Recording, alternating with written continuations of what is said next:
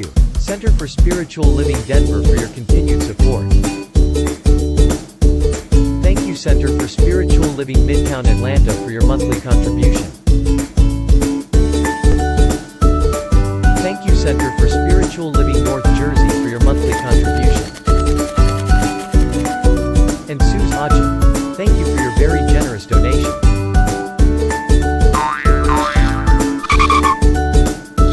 And a special thanks to Hefferland Foundation for your generous technology grant. And a big shout out to all our committed donors.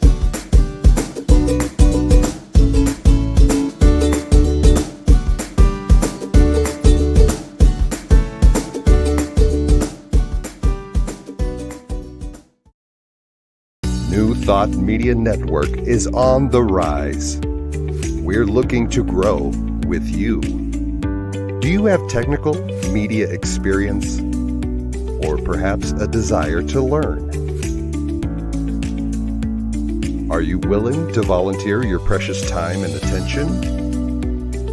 We share this message to benefit all. If you possess a computer with a camera and a microphone, we will share our knowledge with you. Behind the scenes or being the star, let us bless our one. Contact us at info@ntmedia.org.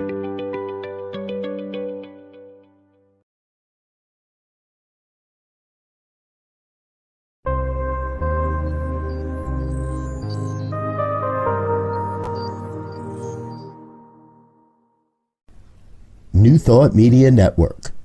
We are a global broadcast network of positive music, media, and entertainment, inspiring humanity's evolution along the journey of enlightenment and creating a world of love, peace, empowerment, and prosperity for all. New Thought Media Network. Positively inspiring.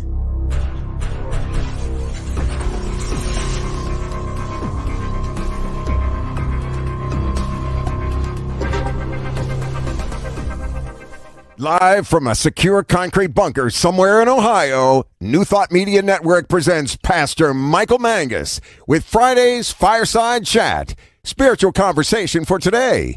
Here he is from the secret radio room, surrounded by thousands of watts, Pastor Michael Mangus.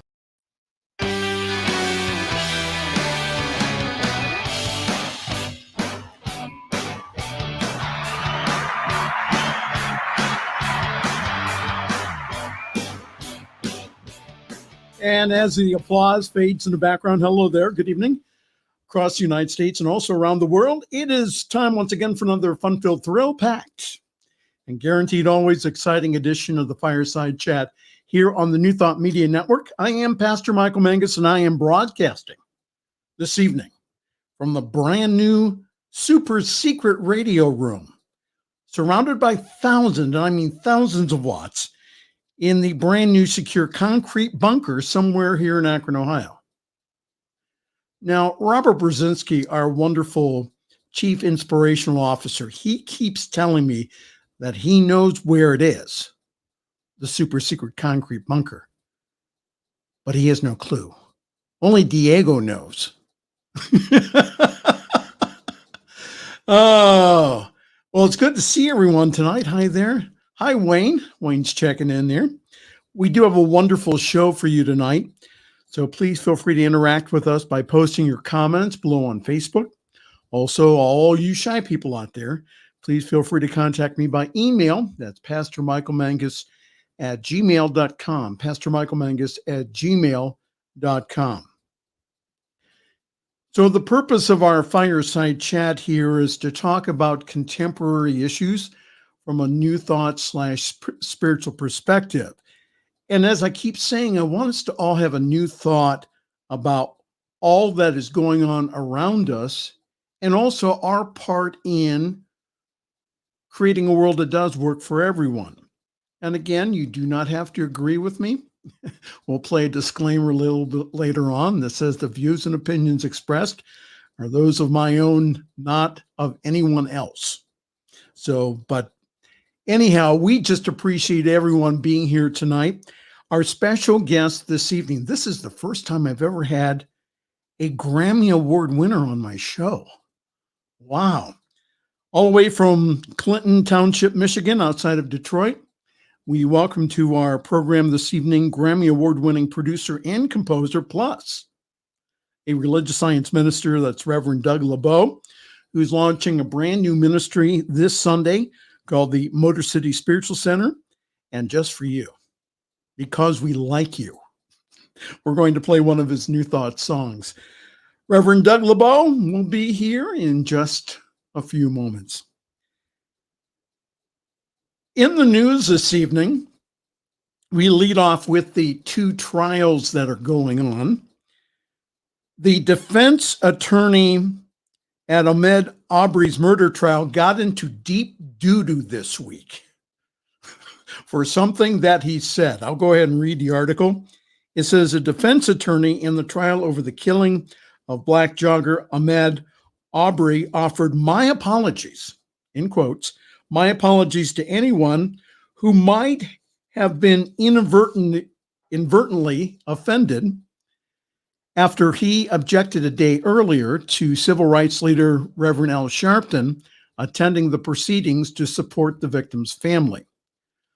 I will let the court know if my statements yesterday were overly broad. I will follow up with a more specific motion on Monday, putting those concerns in proper context, and my apologies to anyone who might have been offended. And those were the words of lawyer Kevin Gout. Gout created a furor on Thursday when he decried what he saw as a precedent where we were going to bring high-profile members of the African-American community into the courtroom to sit with the family during the trial in the presence of the jury. I believe that that's intimidating, and it's an attempt to pressure, he said. The three defendants in the case are white, as are 11 of the 12 jurors. Interesting.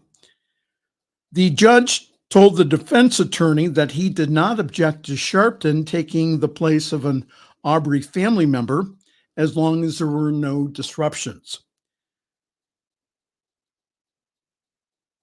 Gout said on Thursday that he has nothing personally against Sharpton, adding, and I think this is what got him into trouble, we don't want any more black pastors coming in here or another Jesse Jackson, whoever it was here earlier in the week, sitting with the victim's family trying to influence a jury in this case. Isn't that interesting? So my question here is, if Mr. Arbery was white, would the attorney object to white pastors being there? The statement was meant to Reverend L.Sc.P and other civil rights leaders attending the trial to support the family. The jury does have, again, 11 whites and also one black. And again, the stereotypes here are extremely clear.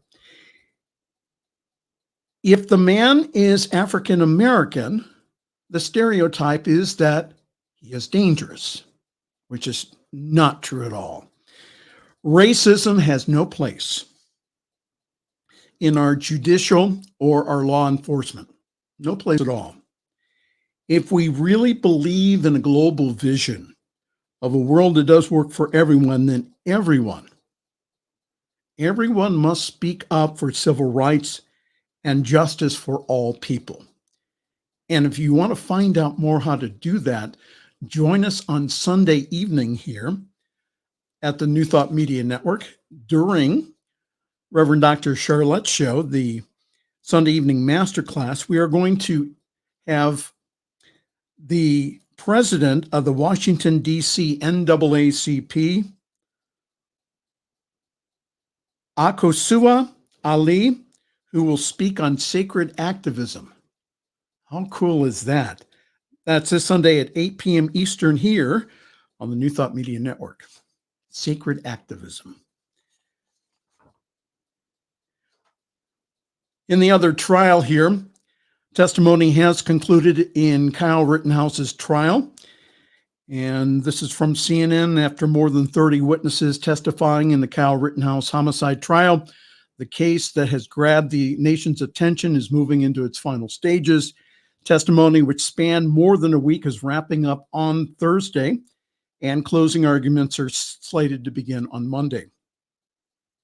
Rittenhouse has pleaded not guilty to 6 charges, including first-degree intentional homicide, first-degree reckless homicide, and first-degree attempted intentional homicide for shooting at 4 people during the August 2020 chaotic protest in Kenosha, Wisconsin, following the police shooting of Jacob Blake. 2 of the people that Rittenhouse shot at died, and 1 was wounded. In a very emotional testimony on Wednesday,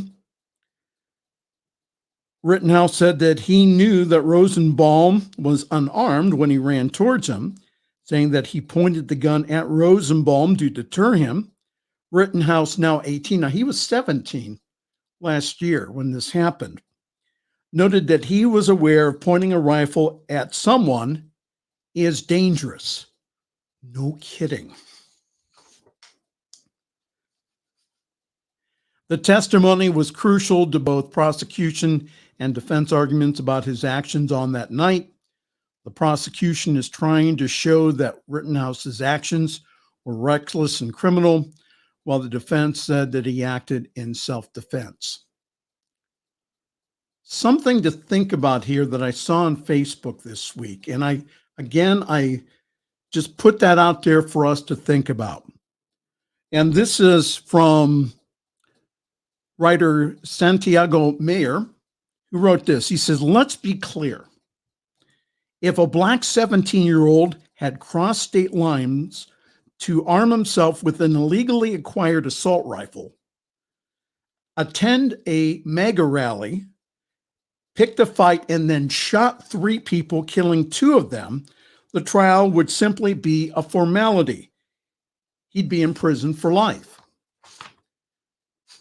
And the other meme this week, why aren't we just glazing over the fact that Kyle Rittenhouse's mother put her minor child into a vehicle, drove him across state lines, and dropped him off in the middle of a riot where he armed himself with an assault rifle and shot 3 people? Why is she not behind bars? Again, this is all something to think about here. We all need to demand for a justice system that does work for everyone.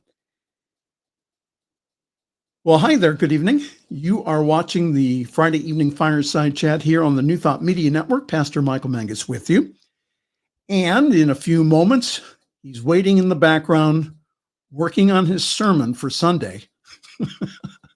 The Reverend Doug LeBow, and he will be sharing with us about his brand new community coming from outside of Detroit called the Motor City Spiritual Center. So we'll be talking with Doug here in just a few moments. Finally, this evening, I wanted to reread something that I talked about last week, but I want to be able, for those people who have not heard this, I want to be able to, again, to share it with you, because this is being talked about at New Thought Centers, at Facebook posts, all across the country and around the world. So the debate is going on in New Thought Centers about mask wearing at services. So last week on Facebook, one of the CSL practitioners posted the following. She wrote, "Simple question.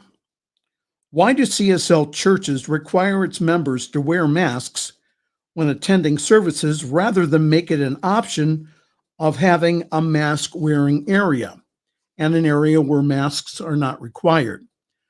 I know and accept that it is done unto us as we believe. It is done unto me as I believe. I am not comfortable with wearing a mask, and I know that I breathe in life with every breath. All thoughts and comments are welcomed. She didn't know I was going to comment on this. So the one comment was this: the issue with no masks is that this is an airborne virus.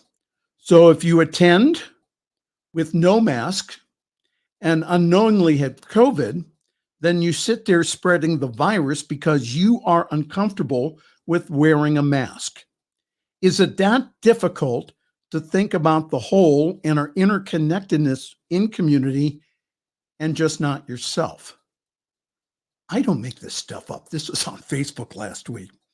The following response was from the practitioner, a licensed CSL, Center for Spiritual Living practitioner. She said, "Thank you for your opinion.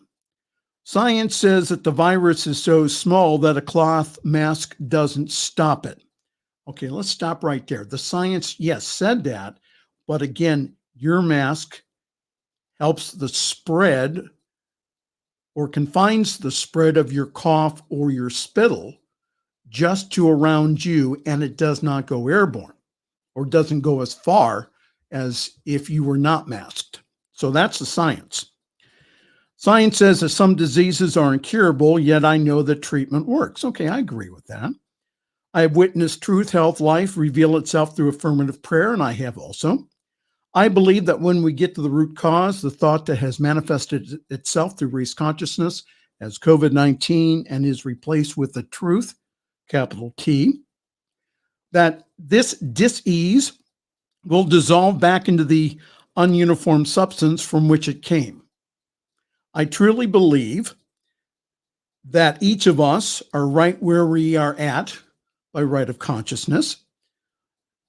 There are churches that give their members the choice of wearing a mask or not. And I was hoping to find a CSL center that would be willing to give some of its members the choice because I love the teaching. I know that I can praise the Lord anywhere and everywhere. Ernest Holmes wanted the science of mind to find its way into the hearts and minds of everyone. And perhaps if I venture out to a different spiritual home, that I can share this teaching with others that believe that God is bigger than COVID and that prayer does heal.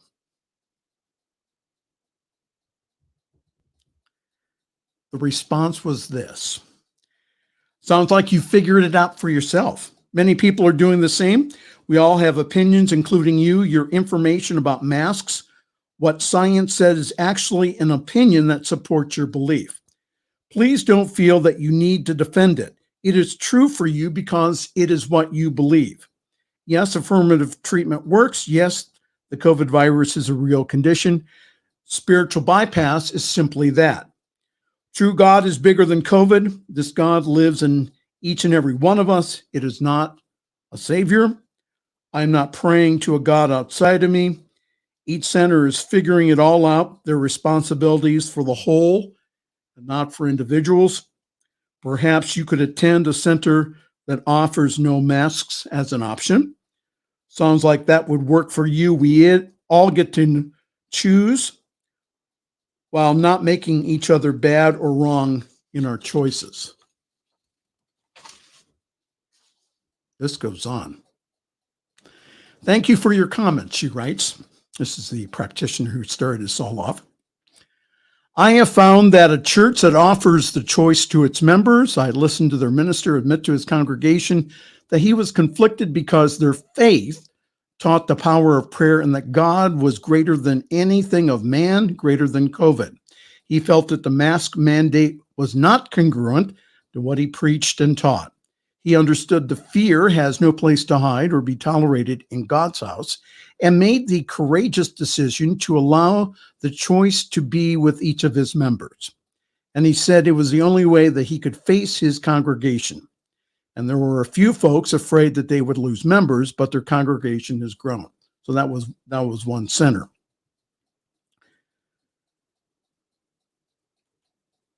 My response to all of this is that our local communities were advised by Home Office, the greater organization that holds our 501c3 status, for each of the centers, advised us to abide by the mandate suggested by local, state, and national health departments. Some may be of a high consciousness not to get the dis-ease.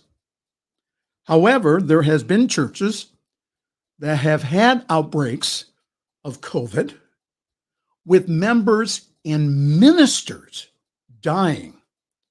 When this first started last year, here in, I think it was Indiana, that there was a convocation of the Church of God in Christ, a African-American denomination. They had well over 15 ministers and bishops die from that event. So personally, yours truly is not going to take a chance with any kind of congregation that I serve. I'm just not going to do that. So, and if the mask bothers you, then please. There's all kinds of services online here. Watch that. And I was also a part of the debate in one of the classes that I take online for continuing education about whether it is a part of our teaching to take the vaccine or not. The center or the discussion centered around whether or not the vaccine should be mandated. A majority of the class that I was in has been vaccinated, including myself. I was a brave person here. I went for my booster and my flu shot in one day. That was interesting. Science of Mind communities have been advised by our executive team for all ministers and practitioners to be upfront about their vaccination status. When I was approached by another CSL to speak in December, that's the first thing I told them. So in the same communication, the executive team wrote that no church-wide religious exemption will be written, and that some on the discussion board said that CSL did not go far enough in their communication to the field. They wanted a mandate. Interesting. And that is continuing on here. Well, welcome. Hi. You wonder what you stumbled onto? This is the Friday evening Fireside Chat here on the New Thought Media Network. So we're going to do some announcements, and then we'll be back with from the Motor City. It's Doug LeBow will be with us this evening, Reverend Doug LeBow, who is, again, a Grammy Award-winning musician and composer, and he's also a religious science minister. So he's starting up a new congregation, a new online ministry called Motor City Spiritual Center. So we'll be talking with him in just a few moments. Well, yours truly is parking himself at Summit CSL. For more information, go to summitcsl.org. There you will find all kinds of information about our wonderful Sunday gathering online at 10:30 Eastern, 7:30 Pacific time.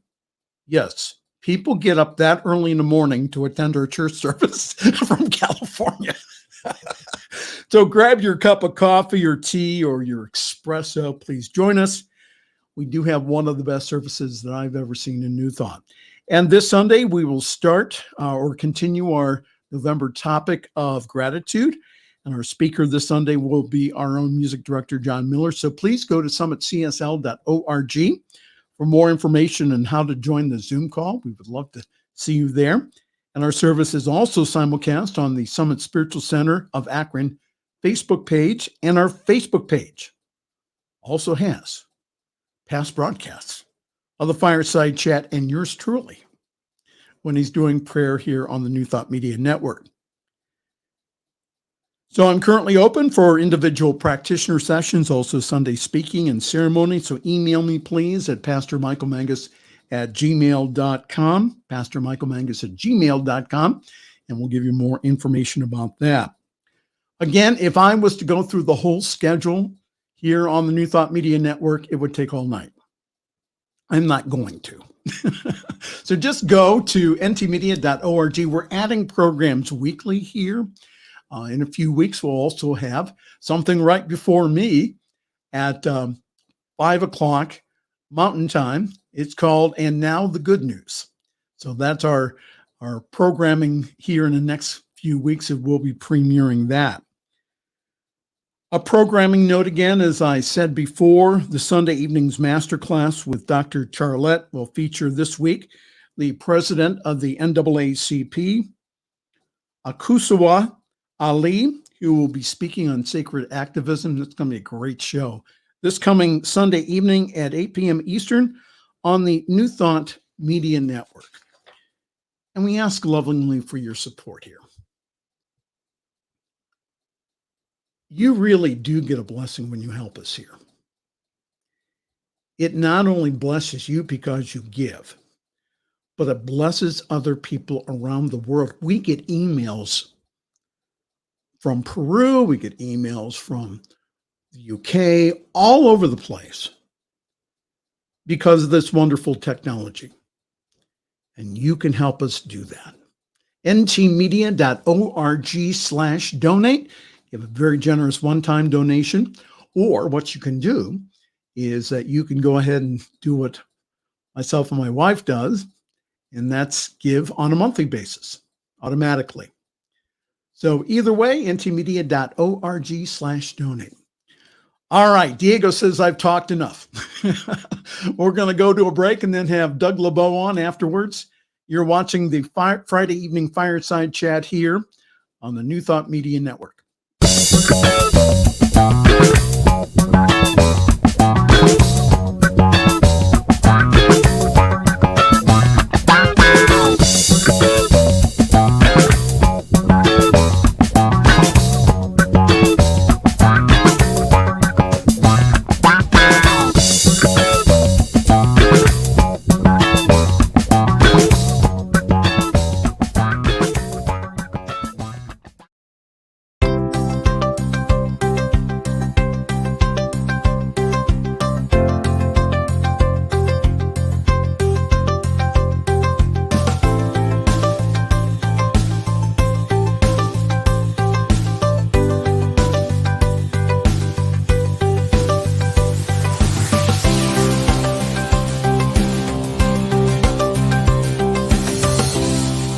The views and opinions expressed by Pastor Michael Mangus are generally right. However, they are his own and do not reflect the views and opinions of New Thought Media Network, Centers for Spiritual Living, or any other person living or dead. As they say in the 12-Step Recovery Program, take what you like and leave the rest.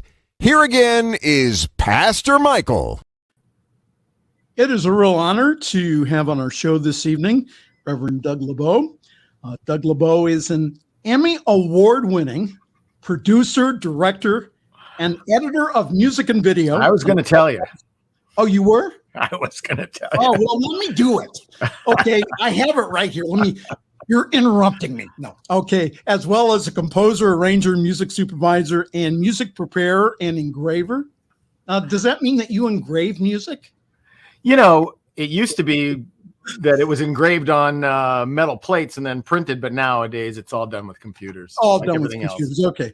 So with hundreds of feature films, TV movies, television series, web streaming, trade shows, live music directing, and major recording label credits, Doug has been under contract to the Disney Publishing Worldwide as a producer, composer, songwriter, and recording artist since 2008, and has written and or produced more than 500 songs, stories, and activities for Disney Junior and also the Disney English schools in China.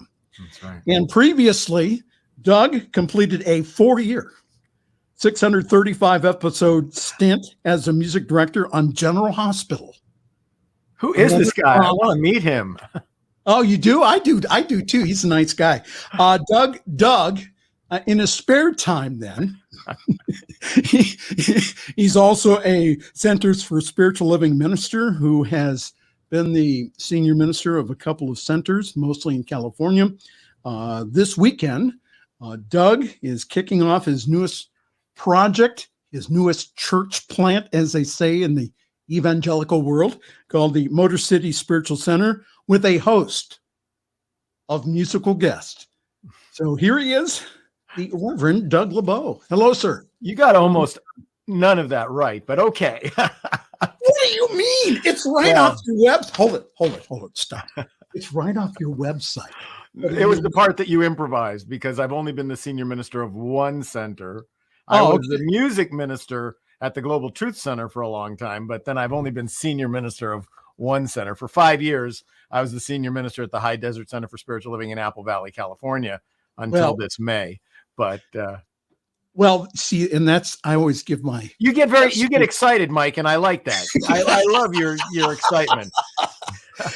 So tell us a story about how a nice guy like you from California ends up in Michigan after all these years in the sunshine.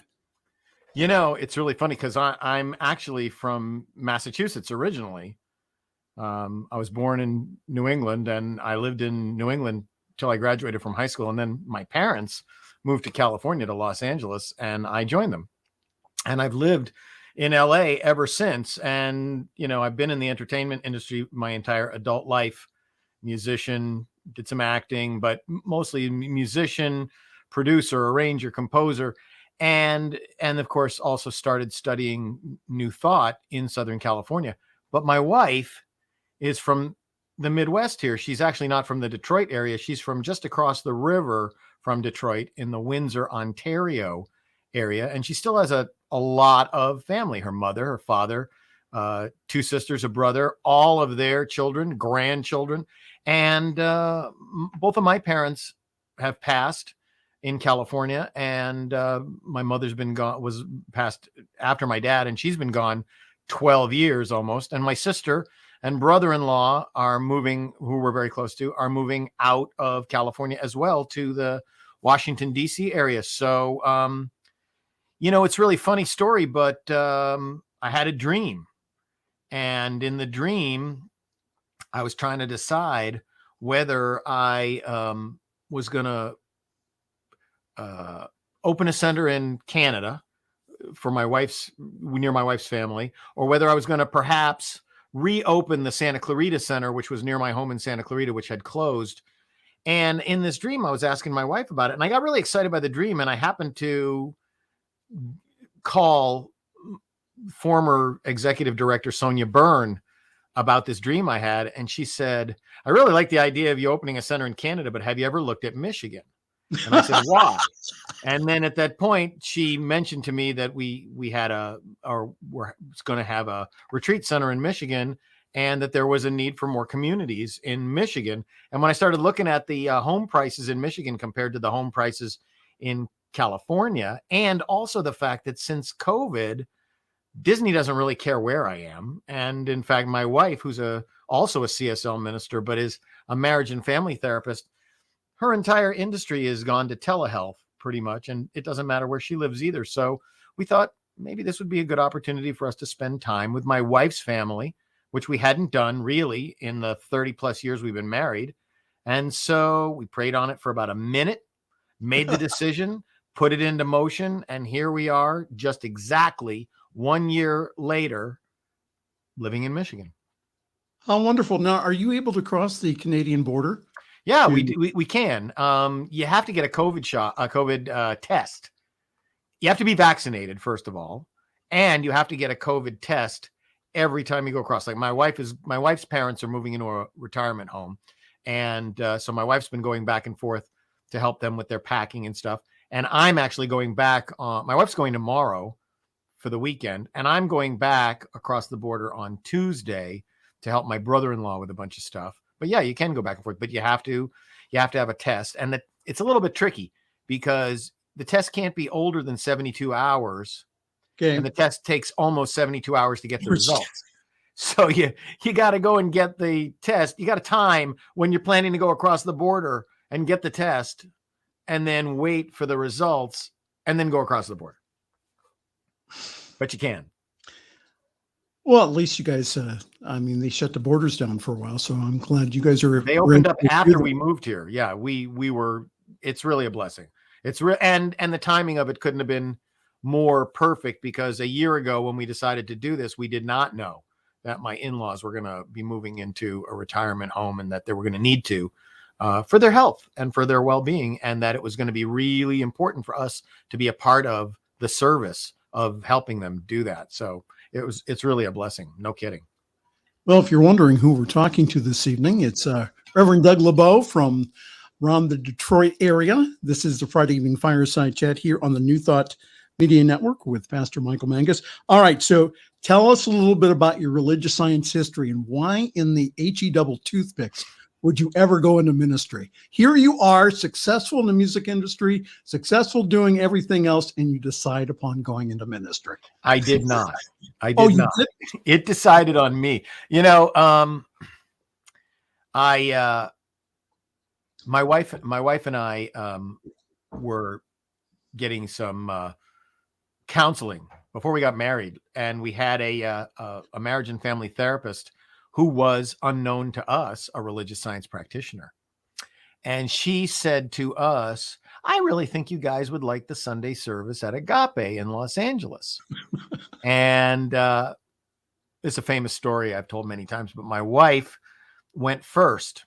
And she came home that first Sunday after going to Agape. And I said to her, how was it? And she said, it was great. And she cried for 4 hours. And I didn't know why she was having such a cathartic experience. And I joined her the next week. And I can't say that my first reaction to Michael Beckwith and Ricky Byers was the same as my wife's, because having been brought up Jewish in New England and now finding myself ostensibly in a huge African-American congregation whose traditions were very different than mine, and Michael's, I don't know how well, if you know Michael Beckwith or how well you know him, he was my first teacher in religious science, but he's got a particular speaking style, of course, that is very reminiscent of his upbringing in African-American churches.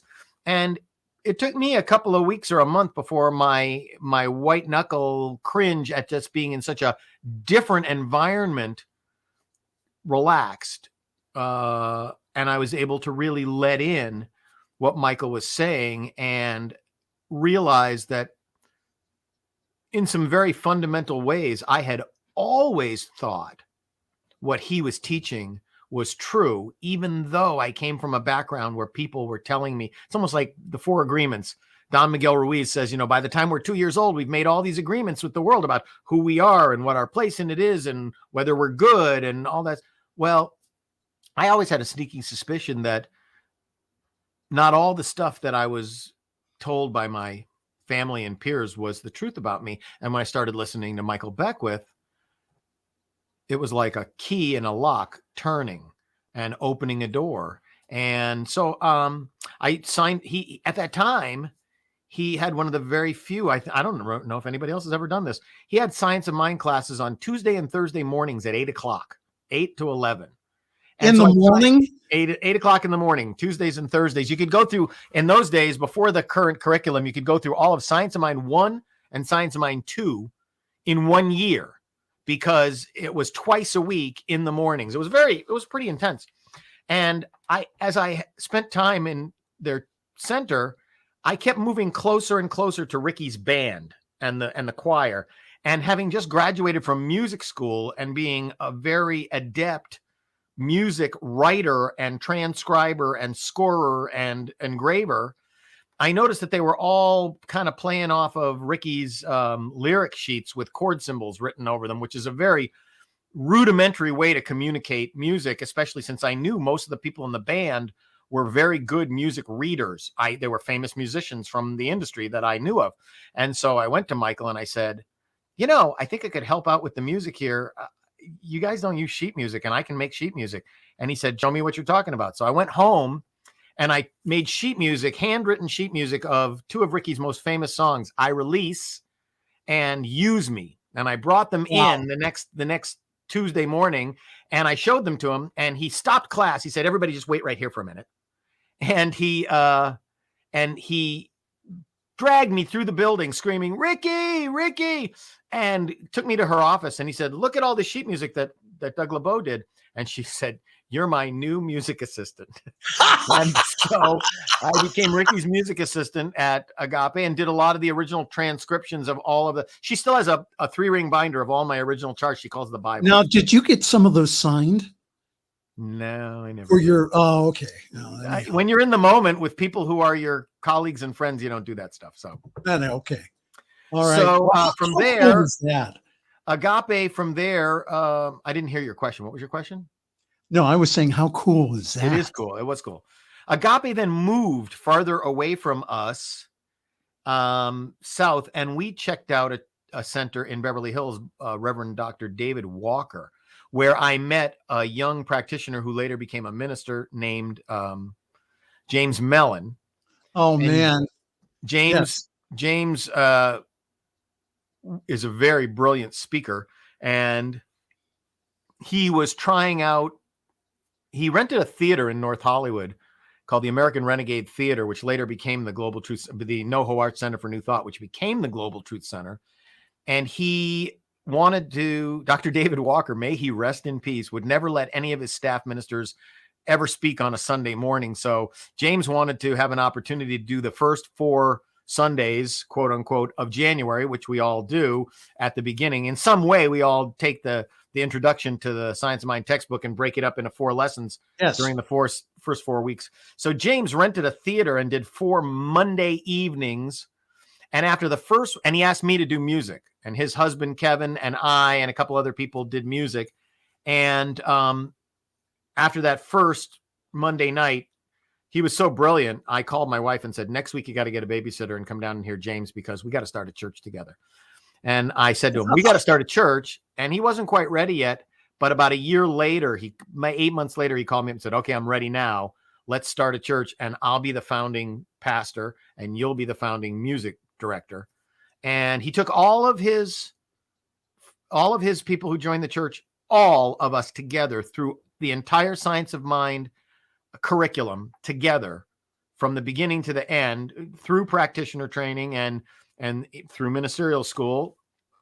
And then I wasn't expecting to be, this goes all the way back to answer your question. I wasn't really expecting to be a minister. I was being we had a hot band, and I had a great choir, and we were doing all that stuff. And I'm one of the few, there's only 2 or 3 other pro music directors in religious science who really are trained musicians. There's a few of us, but I don't know. I just kind of got the call that I should also maybe speak on a Sunday every once in a while. Started doing that, and things just went from there. So the tradition that Doug was raised in, or through religious science, is international. That is correct. Religious science. And so, yeah, they had 400 Science International. Yes, they had 400 class, that was your ministerial class. So how wonderful is that?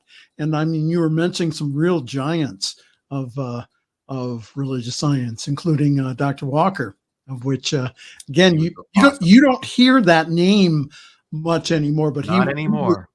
He was a real giant. So tell us about your new church plant here in called the Motor City Spiritual Center. And I know that for right now, services are going to be online. And so tell us a little bit more about that and what prompted you to go ahead and start this. Well, first of all, thank you for mentioning that it's only online right now. And going back to your original news story about the practitioner with the questions, I just try to remind people all the time, science is real. Dr. Holmes believed in a prayer and a pill. He teaches in every single way that medical science is the same divine revelation of creative intelligence as everything else in this universe is. And it's not for us to decide what's important. If you build your home in California on the San Andreas Fault and there's an earthquake, it's not the world isn't being bad, and it's not the world's problem that you built your home on the San Andreas Fault. Or your consciousness.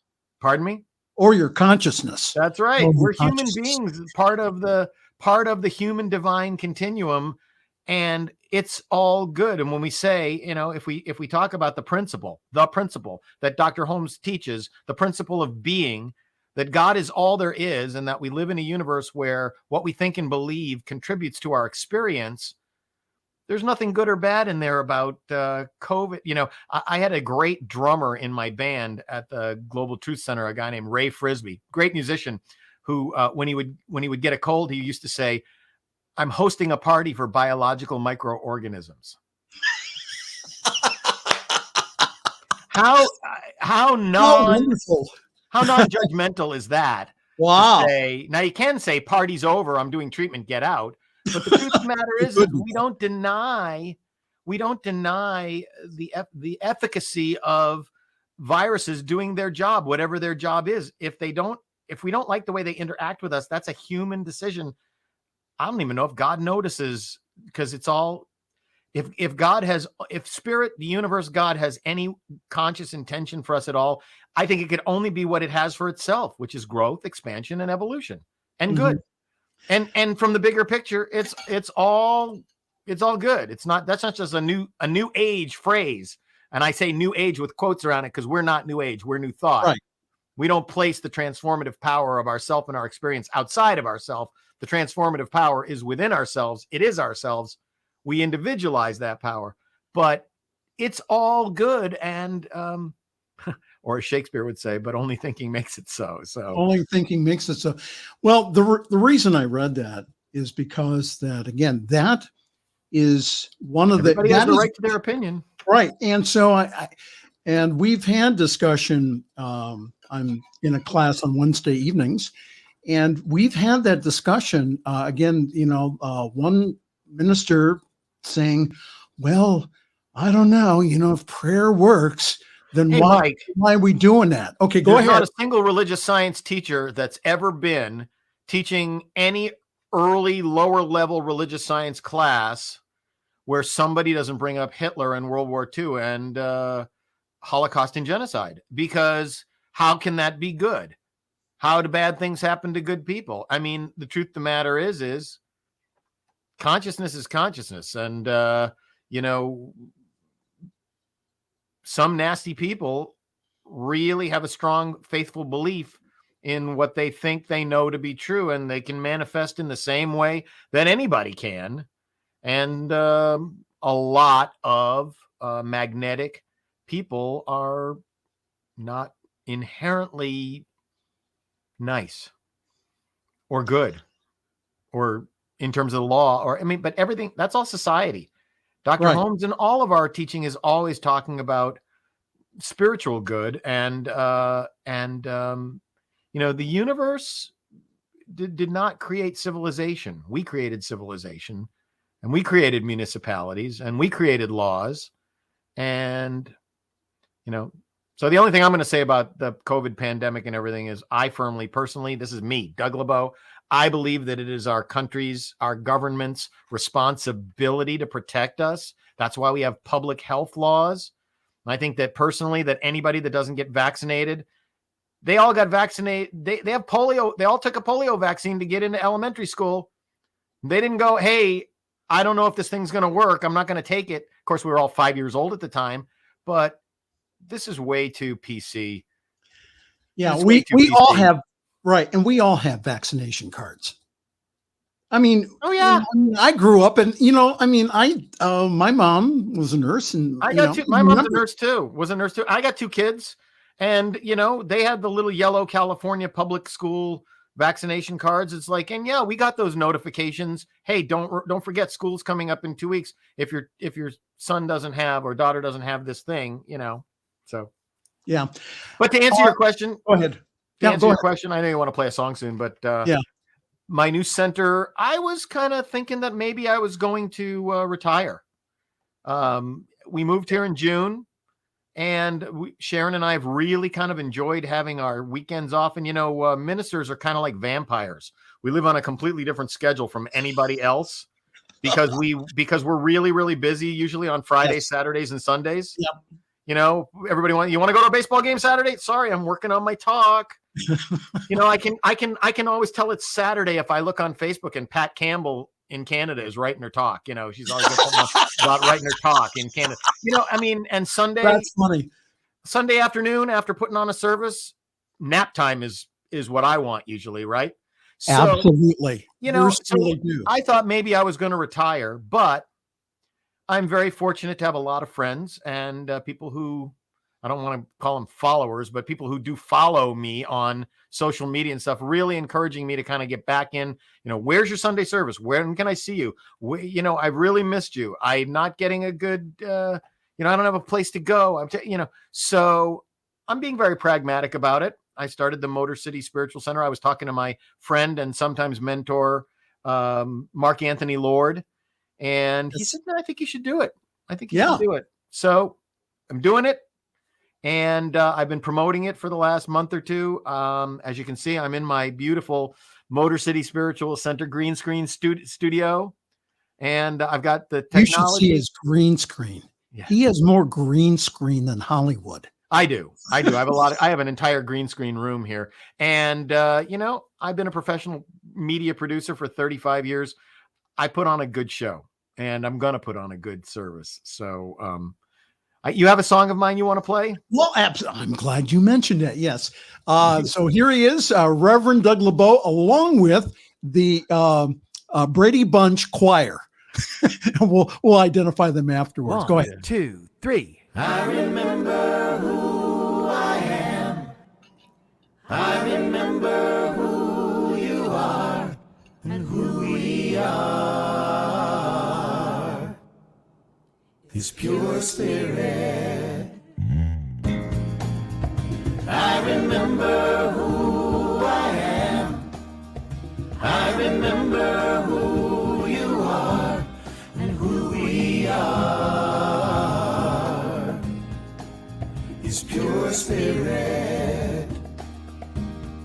We are life. We are light. We are love. We are joy, we are peace, we are wisdom,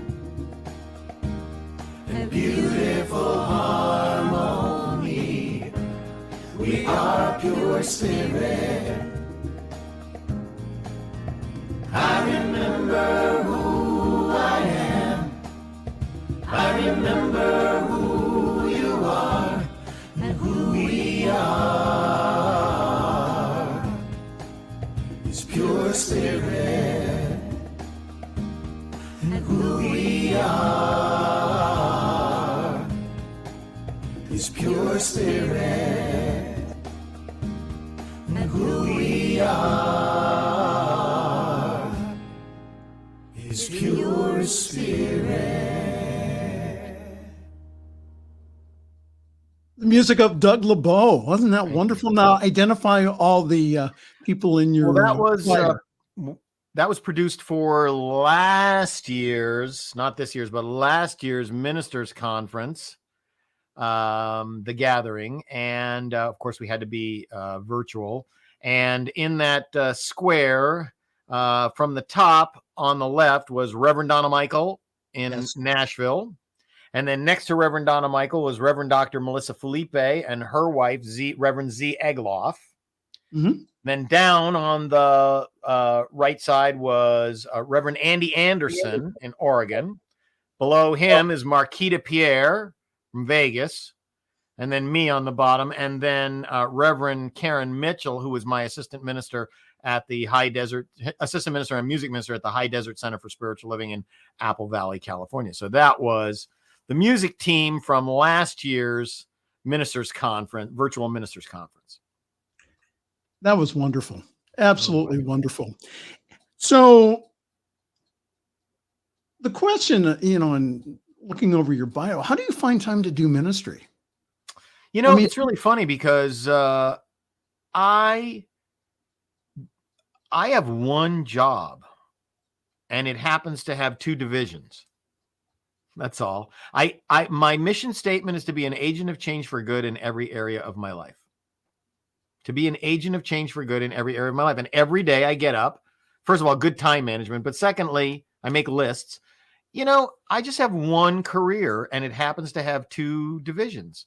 And for such a long time as a music minister, it was just one career that had one division because it didn't, whether I was doing music for whatever was going to happen at the Global Truth Center on that Sunday, or for a project I was doing for Disney at the same time, or for an independent client. It's just whatever's the fire licking closest to my toes on any given day is what's next on my schedule. And there's plenty of time in the day if you don't, look, I spent quite a bit of time during the pandemic just watching TV. Didn't have an awful lot to do, right? And I don't like it. I always thought that was my dream job, sit around and watch Netflix. But after a year of sitting around and watching Netflix, I've had enough of sitting around and watching Netflix for my entire life.